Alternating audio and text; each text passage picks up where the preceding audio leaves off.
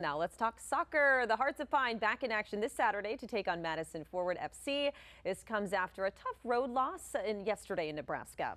Joining us this morning on Arc Maine is the head coach Bobby Murphy to talk more about the loss, the season so far, and the push for the playoffs, among other things. And Coach, first of all, thanks for joining us this morning. Good morning. Thanks for having me. Yeah, you couldn't make the trip to the Midwest because, well, you were sick. So how are you feeling? And did you eat enough chicken soup or drink enough OJ, or do you have another magic way to get well? Yeah, I actually caught COVID, so how 2021 of me to do such a thing. So, but I think I'm on the back end of it, so we're getting there. Oh, we definitely hope you're feeling better. You did have the unique opportunity to watch yesterday's game live on TV. How tough was it not to be there on the sidelines? Yeah, you always want to be with the players and you want to be with the staff, but I trust my staff and they did a great job. And yeah, but we'll just regroup and we'll get ready to go Saturday night. Well, let's talk about what you saw in the 1-0 loss to Union Omaha. First of all, was assistant coach Alex Ryan giving certain players a little rest because you had a few lineup changes? And what did you like and not like about the game? Yeah, we rotated a bunch of guys. Listen, we've had, back-to-back 3-game weeks, and you just can't keep running guys into the ground like that. So some guys who hadn't got an opportunity got a chance yesterday, and I thought a lot of them did well. Omaha's one of the hottest teams in the league. They're the defending champs, and, with eight quote unquote non-starters, we went toe to toe with them. So, there's a lot to take away from it that's positive. And now we hopefully get some guys rested, get some guys healthy, and we'll be able to put out a first team lineup on Saturday night. I'm noticing some pretty empty stands here, Coach, in Omaha. And, obviously that is not the case when the Hearts are home. Can you just talk about how important it is to have that fan base and maybe how that motivates the players even more?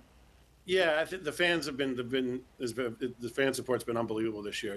It's not only just in the stands where we're sold out every game. It's on the street where the players run into people and they get pats on the back and way to goes. I think we're really just grateful and in shock of how the whole city has really bought into and it feels invested in what we're doing. And it really motivates all of us to provide the best product we can and to provide wins for the people who, turn out and support us.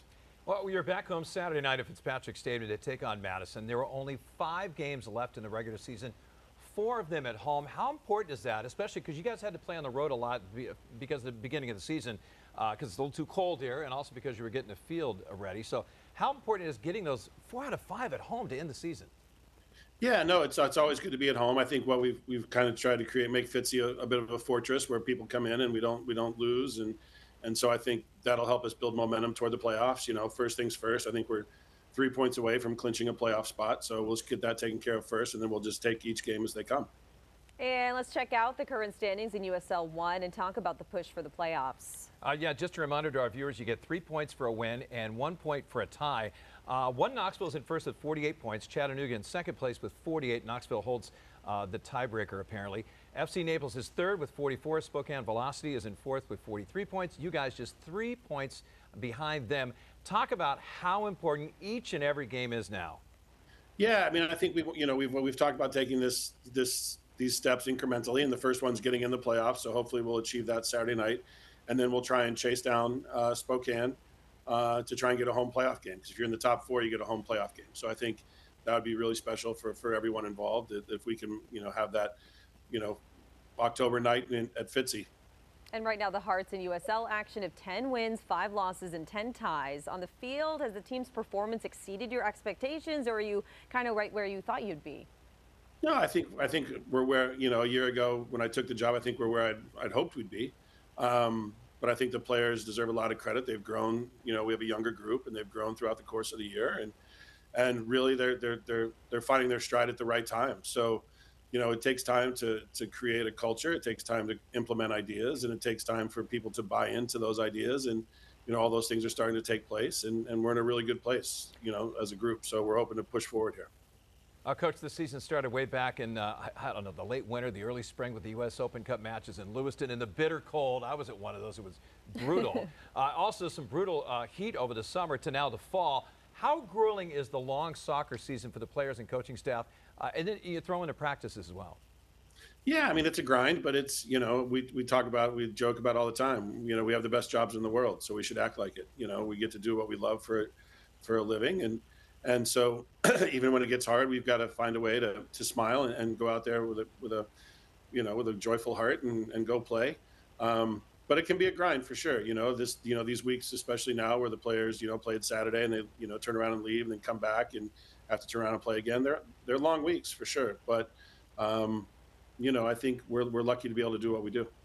All right. And finally, what's the strategy for Saturday? What have we been doing right that we need to keep doing?